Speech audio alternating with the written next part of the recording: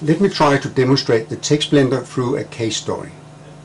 Before I start preparing my exercises, I think it is important to have a place to put them, to save them. I have a Dropbox folder on my computer. That folder is in Documents and Settings, my name, my documents, my Dropbox, and I am in the public part of that folder. Here I will make a new folder.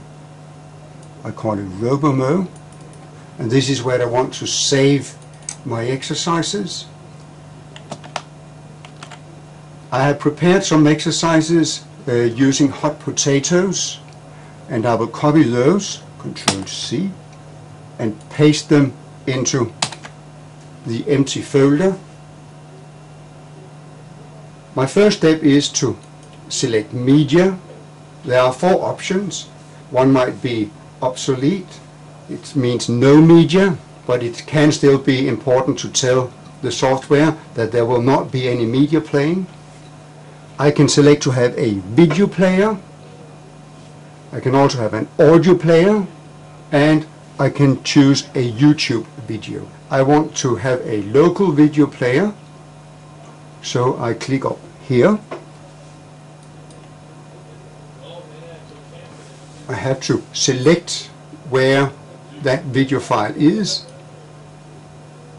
So I have to locate a video file. I have some in my documents.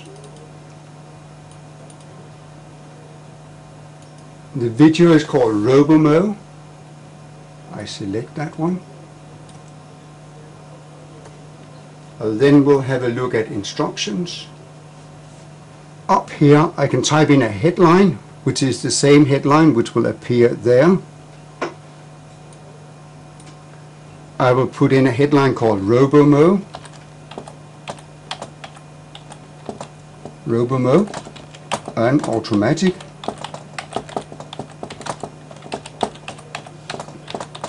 lawnmower. Click on a word to look it up in the dictionary. That is the instruction that will be below there. A web file to continue to when the user clicks next. I have prepared a web file that I call cross1.html.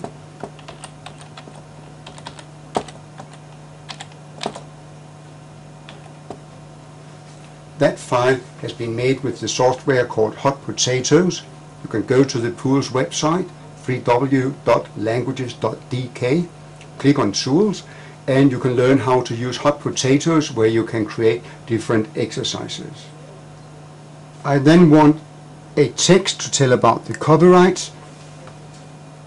I now want to enter a block of text, and I have prepared a text which I've copied into Notepad. So just copy all of that text, Ctrl+C. I move into the text blender and click on the button called Paste Text. I now click Finish. It's possible to delete the text. You can change the font, but that does not make any change on the final web page, but it can make some fonts visible in the text blender. Usually you would not need that button. Just click Finish. So I can see now that I have a video, I have a text block. Now I need to decide on a dictionary. The text was in English, so I start with English, and I would like a dictionary from English to Danish. There. I can click on a summary to see that the web page headline is RoboMo, an automatic lawnmower. I start with a video player. The instruction is ready.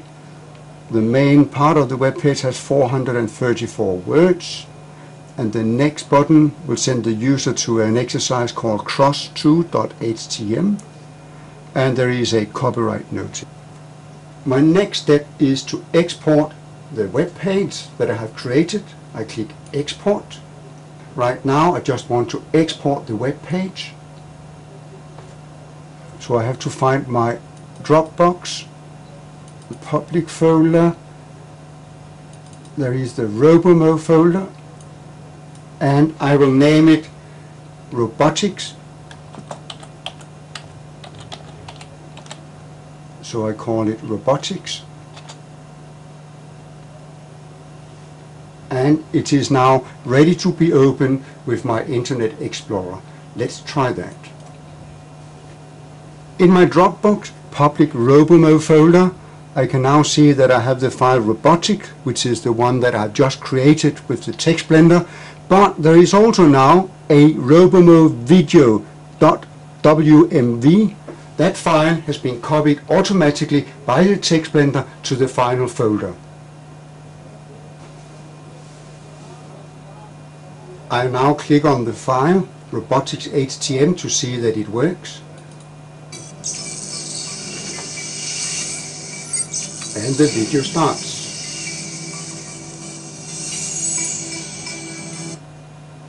I can click on the different words. Let me try to click on mower.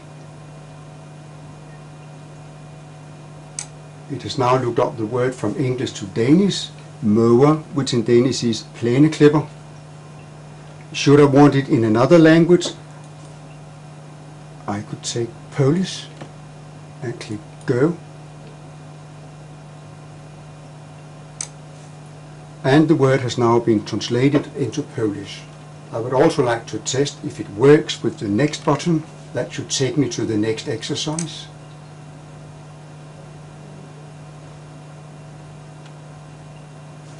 And there it is, a crossword puzzle prepared with hot potatoes.